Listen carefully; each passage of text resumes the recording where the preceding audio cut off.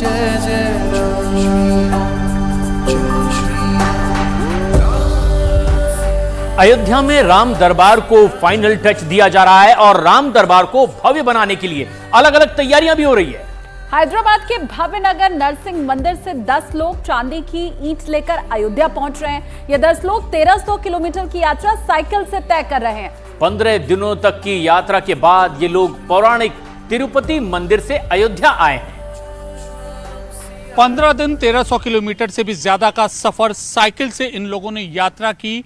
दक्षिण भारत से उत्तर भारत तक अयोध्या में इन लोगों ने यात्रा की और एक खास तरीके की ईंट ये अपने साथ लाए हैं और रामलला के प्रांगण में इस ईंट को यह स्थापित करना चाहते हैं। इस ईंट पर जय श्री राम लिखा हुआ है और कहां से आए हैं, किस मकसद से आए हैं, ये सब हम सिलसिलेवार तरीके पर न्यूज़ 18 इंडिया पर हम आपको ये बताएंगे। लेकिन इससे पहले हम ये भी बताना चाहते हैं कि ये खास व्रत अवधि में ये विद्वान हैं जो दक्षिण भारत में भाग्यनगर से आए हैं और ये इस वक्त तिरुपति तिरुमाला मंदिर है जो उसके विधि विधान के मुताबिक 45 दिन की जो व्रत अवधि होती है उसमें उस व्रत अवधि के दौरान ये जो लोग हैं ये हैं और इन्होंने 15 दिन तक यात्रा की है खास तौर पर इस ईंट को पहुंचाने के लिए और ये चाहते हैं कि इस ईंट को रामलला विराजमान के जो प्रांगण परिसर है उसमें इस ईंट का इस्तेमाल हो। आप कहाँ के रहने वाले थे और इस ईंट को बनाने का पूरा आपके मन में आइडिया आया कैसे? मैं डबिलपुरा प्रांत से हूँ, भाग्यनगर हैदराबाद तेलंगाना से। ये ईंट बनाने का जो मकसद है हमारा, जैसा घर बनाने के लिए ईंट रेती की जो आवश्यकता पड़ती है, वैसा जैसा राम मंदिर बन रहा है तो मामूली चीज़ नहीं बन रही है, बहुत विशाल भव्य राम मंदिर बन रहा है। उसमें खून पसीना और हर किसी का बलिदान और सहयोग के साथ बन रहा है। तो हमारे तरफ से, हमारे प्रांत की तरफ से हमारा एक एसोसिएशन है श्री धर्मशास्त्र सन्निधानम, उसके ओर से हम लोग ये चांदी की ईंट भेंट करने के लिए भाग्यनगर से आए हैं। अब तो ईंट यहाँ पर आ चुकी है, तो ये ईंट किसको सौंपेंगे आप? ये ट्रस्ट को सौंपेंगे, मंदिर के ट्रस्ट को सौंपेंगे, छोटी सी भेंट हमारी।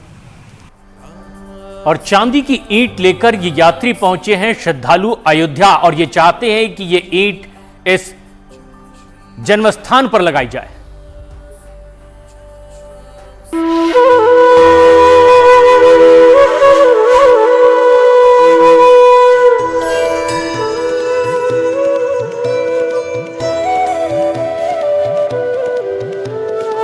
हमारे साथ में राम मंदिर निर्माण समिति के चेयरमैन नृपेंद्र मिश्रा जी हैं।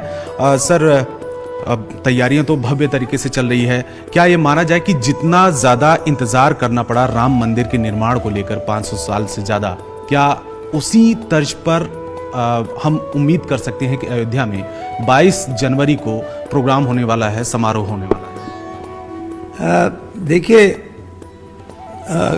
कोई इस प्रकार का जो आपने कंपैरिजन या सिमिलैरिटी कही है वह बताना तो कठिन होगा, लेकिन यह मैं कह सकता हूं कि 22 जनवरी के कार्यक्रम जिसमें कि रामलला की प्राण प्रतिष्ठा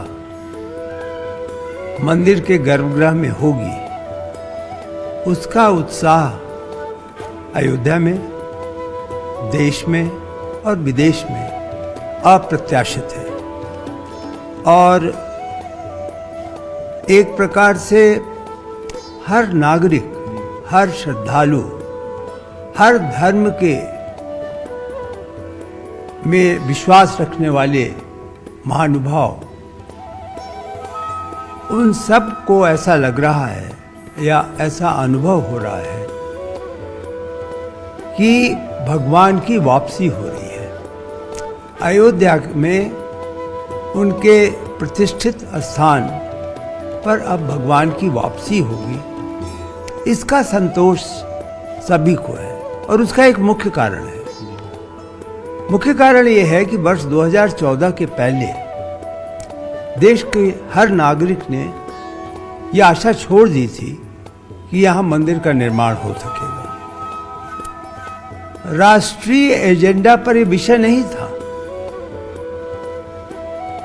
राजनीतिक दृष्टि से विषय हो सकता था, लेकिन जनमानस के हृदय पर, पटल पर विश्वास की किरण नहीं थी।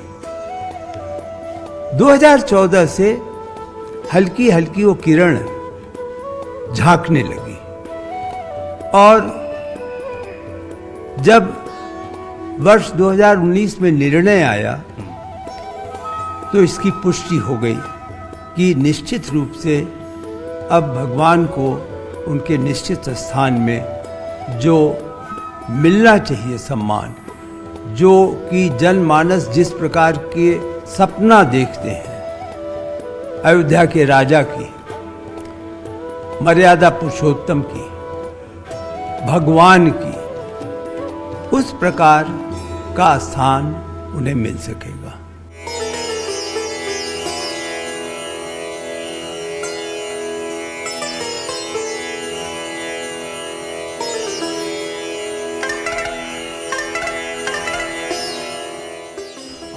सर 22 तारीख का जो कार्यक्रम समारोह है इस दौरान, क्योंकि हर कोई आदमी चाहे वो देश में हो चाहे विदेश में हो, हर कोई आदमी 22 तारीख के समारोह में जाना चाहता है, तो उसके लेकर किस तरीके से क्या क्राउड मैनेजमेंट भी बड़ा एक चैलेंज होगा?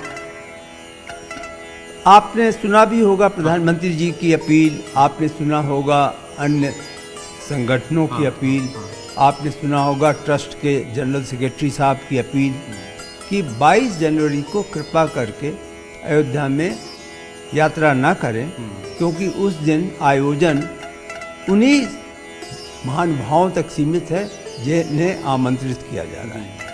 लेकिन 23 तारीख से जनमानस को भगवान के दर्शन करने की सुविधा प्राप्त होगी और यह अनुमान लगाया जा सकता है कि जिस प्रकार की एक भीड़ आएगी जो अयोध्या में उतरेगी वह अप्रत्याशित होगी। अब तो आप जानते हैं कि आने जाने की सुविधाएं भी बढ़ गई हैं, हवाई अड्डा बन गया है, नया स्टेशन बन गया है, नई गाड़ियां चल रही हैं, सड़कें चौड़ी हो गई हैं, तो हर दृष्टि से श्रद्धालु को उसकी इच्छा के अनुसार, सुविधा के अनुसार अयोध्या आने के लिए व्यवस्था की जा रही है। आपने सही कहा, 22 तारीख के पहले कुछ मॉक ड्रिल भी होगी कि किस प्रकार कहाँ से श्रद्धालु चलेंगे, कितना समय किन किन बिंदुओं पे होगा, स्कैनिंग करानी है अपने वस्तुओं की तो उसको कितना समय लगेगा, स्कैनिंग के बाद उस सामान को लॉकर में जमा करना है तो कितना समय लगेगा, लॉकर में जमा करके फिर वो वापस उसी मार्ग पर आएगा तो आगे चल करके उसकी व्यक्तिगत फ्रिस्किंग होगी, उस पर कितना समय लगेगा, और फिर भगवान तक पहुंचने के लिए जो 5 मंडप हैं उनको पार करके जब वो गुरु मंडप में भगवान के समक्ष उपस्थित होगा और अपनी आस्था श्रद्धा सभी के फूल वहाँ अर्पित करेगा, तो इसका एक मॉक ड्रिल किया जा रहा है कि कुल कितना समय एक व्यक्ति को लगेगा।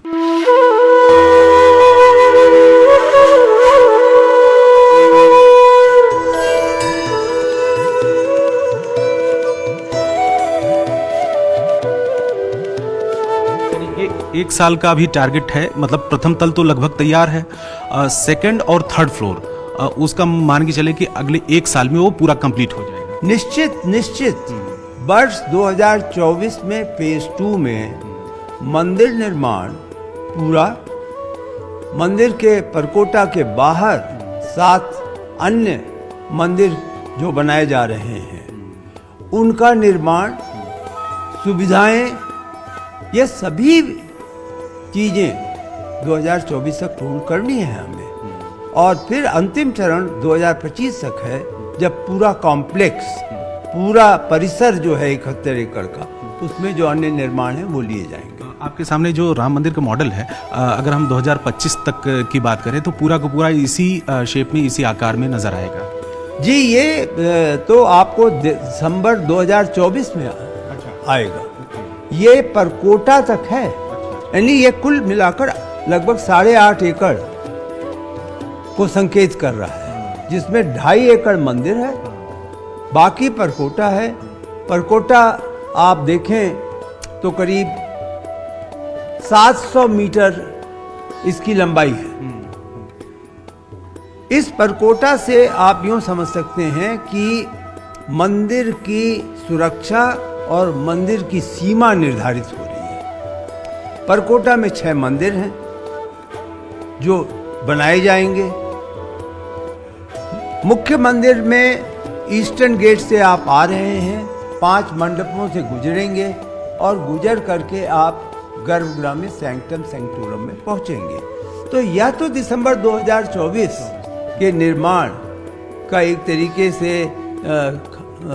एक मॉडल रखा है, और इसलिए भी रखा है कि यह प्रतिदिन मुझे याद दिलाता है कि दिसंबर 2024 तक क्या कार्य पूरा होना है। आखिरी सवाल सर, बहुत कौतूहल है इस सवाल को लेकर, जवाब जानना चाहें।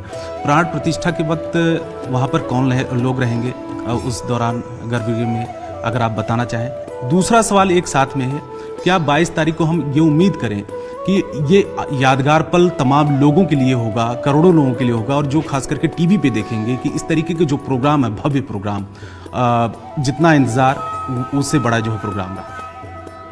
ये कार्यक्रम तो एक बहुत व्यापक रूप से निश्चित किया जा रहा है। इस कार्यक्रम में इंफॉर्मेशन ब्रॉडकास्टिंग मिनिस्ट्री की महत्वपूर्ण भूमिका है, राज्य सरकार की महत्वपूर्ण भूमिका है, और एक एक गांव में पल पल की जो सूचना है वो कैसे पहुंचे, इस पर विचार किया जा रहा है। जहाँ तक आपने पूछा कि कौन लोग कहाँ रहेंगे, तो गर्भगृह में अधिक से अधिक 8 से 10 लोग रह सकते हैं, अधिक से अधिक, वहाँ जितनी जगह है उसमें। वहाँ पर जो प्राण प्रतिष्ठा के विधि विधान के लिए आमंत्रित किए गए हैं, जो लोग की 15-16 तारीख से वहीं रहेंगे, उनको अवसर मिलेगा।